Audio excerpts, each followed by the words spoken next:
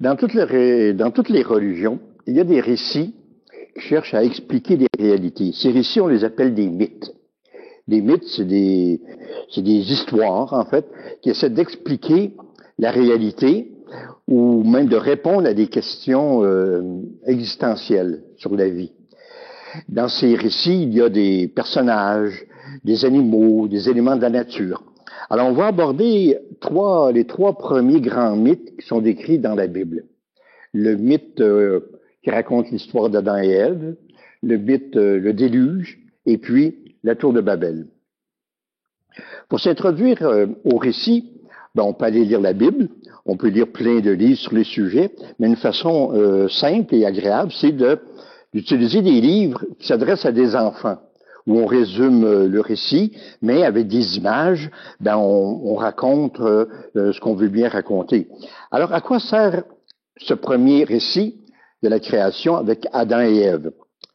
La question existentielle auquel les humains voulaient répondre, c'est la question de la souffrance humaine. Pourquoi y a-t-il de la souffrance? Dieu a créé le monde, mais Dieu n'a pas voulu la souffrance dans le récit, dans la croyance. C'est les humains qui sont responsables de la souffrance. Alors on va raconter une histoire. Dieu a créé l'homme, a créé la femme, et les a installés dans un jardin symbole du bonheur, de la facilité, de la prospérité, et puis il n'y avait rien à faire. Sinon manger, se promener, se délasser. Ils pouvaient se nourrir de tous les fruits qui poussaient dans les arbres. Ah, mais il y avait une exception, comme dans beaucoup de récits d'ailleurs ou de contes, il y a une exception, ils ne doivent pas manger du fruit de cet arbre en particulier, qu'on appelle dans le récit aujourd'hui mythique le pommier. Et la pomme qui est devenue un symbole universel de plein de choses, là, et même de la sexualité. Mais le mot pomme, à l'origine, dans la langue latine, se disait malum. Et c'est devenu malum, à la fois le mal et à la fois la pomme. Alors, le récit dit, Dieu donne la grande liberté totale aux deux humains, Adam et Ève, mais il leur dit, interdit de manger ce fruit. Et là, le récit nous dit que, et évidemment, c'est ce fruit-là qui devient le plus intéressant, parce que c'est celui-là qui est interdit. Alors, Ève, on fait porter la première responsabilité sur Ève. Certains diraient que ça doit être un récit écrit par des hommes. Alors, Ève, qui se promène autour de l'arbre, et là, il y a un serpent qui vient lui parler et qui lui dit, ce fruit-là, il est aussi bon que les autres, mais pourquoi est-ce qu'il veut t'interdire d'en manger? C'est parce qu'il sait que tu vas devenir toute puissante. C'est-à-dire, tu pourras tout savoir. C'est l'arbre de la connaissance. Ce qu'on ne sait pas, c'est pourquoi il y a de la souffrance aujourd'hui, mais surtout, qu'est-ce qu'il y a après la vie? Qu'est-ce qu'il y a au moment de la mort? Mais si tu en manges, tu sauras tout et tu seras aussi puissante que Dieu. C'est pour ça qu'il ne veut pas que tu en manges. Alors, Ève, elle est tentée, elle succombe, elle prend la pomme, elle en mange et elle en donne à Adam. Évidemment que Dieu s'en aperçoit. Il dit, vous avez désobéi. Vous avez désobéi par orgueil. Vous serez punis. Vous serez chassés du paradis. Alors, on voit le paradis qui est tout de couleur verdoyante ou jaune, c'est le soleil, mais ils sont chassés du paradis, et là, dans la symbolique, évidemment, c'est le mauve, c'est la couleur de la mortification, on voit les animaux qui deviennent agressifs, et puis là, les corps doivent être vêtus, parce que c'est la honte du péché. Le péché d'orgueil. Le mythe cherche à répondre à une question et en même temps à enseigner des valeurs.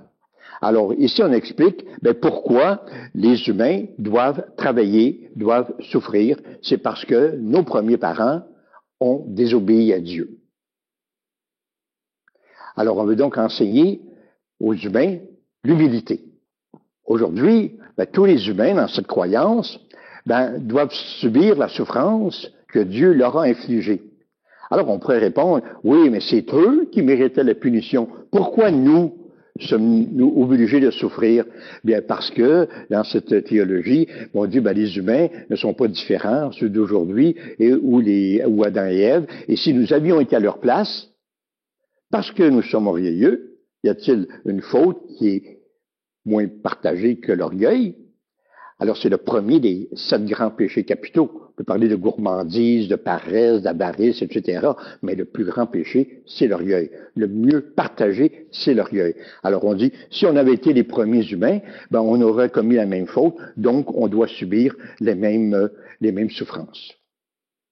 Alors, j'explique ici, je vais mettre un mot ici, pour dire que ce mythe cherche à expliquer la souffrance. Et ce qu'il enseigne, c'est l'humilité que les humains devraient avoir.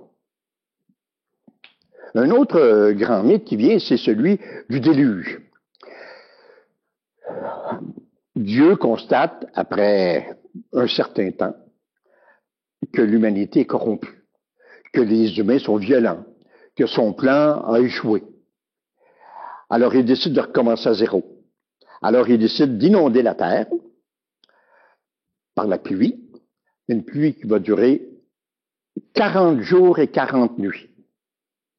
Et tous les humains seront anéantis, mais il en avait choisi un parce qu'il était plus vertueux que les autres, Noé. Alors, il lui dit, avec ta femme, avec tes 3 garçons, avec leurs 3 épouses, et puis construis une arche. Et puis dans l'arche, fais monter un couple de chaque espèce d'animal. Et puis, je t'indiquerai quand l'inondation sera finie. Et puis, on repartira l'humanité. Alors, c'est le récit. Il y a une illustration aussi dans mon livre que je peux vous montrer, voyez-vous. C'est la fameuse arche avec la girafe qui est au premier plan et puis les animaux qui sont dans l'arche. Ce mythe est riche de symboles. En particulier, j'ai noté tantôt les 40 nuits, 40 jours de pluie. 40, dans la Bible, c'est un symbole de la purification.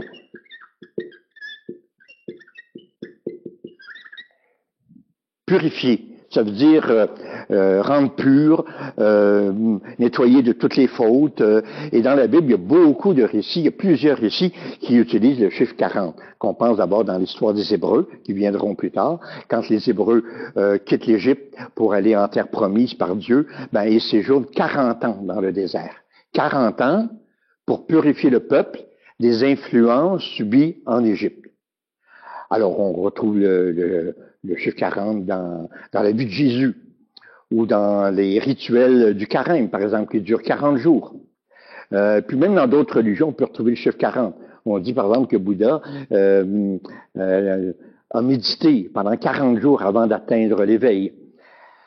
Alors, c'est un chiffre parmi d'autres, parce qu'on retrouve aussi dans le récit du déluge qu'à un moment donné, quand la pluie a cessé, ils attendent que ce soit asséché sur la terre pour descendre du bateau qu'ils ont construit. Et là, on envoie une colombe, et puis au bout de 7 jours, elle revient, et puis ce n'est pas asséché. Alors, il faut attendre. Attendre un autre 7 jours. Alors, 7 jours, c'est aussi un chiffre symbolique qui désigne un peu l'accomplissement. On a évidemment les 7 jours de la semaine. Et dans la mythologie, on dit le 7e jour, Dieu s'est reposé parce que son travail était accompli. Alors, c'est la symbolique du chiffre 7. Dans le récit, alors 7, c'est l'accomplissement.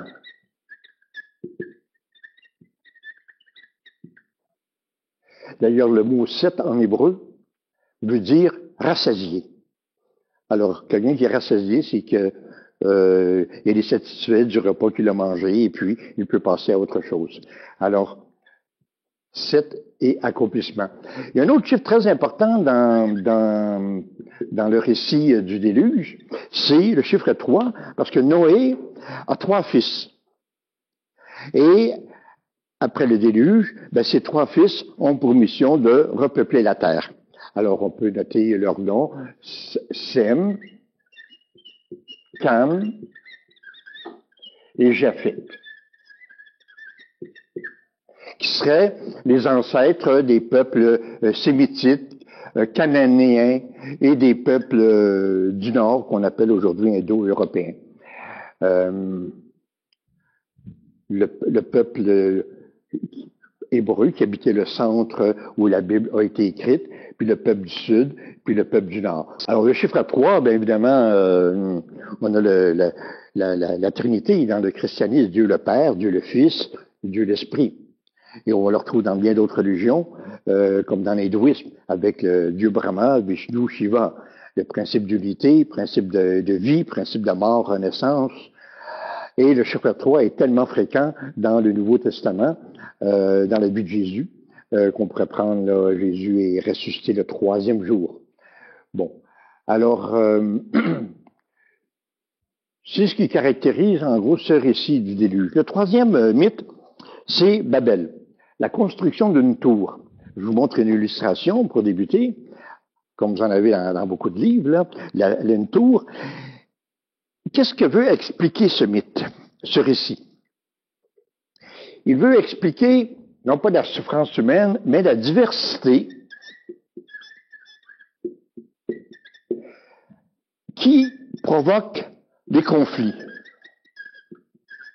À toute époque, on a des peuples qui parlent des langues différentes, qui ont des cultures différentes et qui entrent en conflit. Ça peut être des conflits religieux, militaires, politiques, géographiques, etc.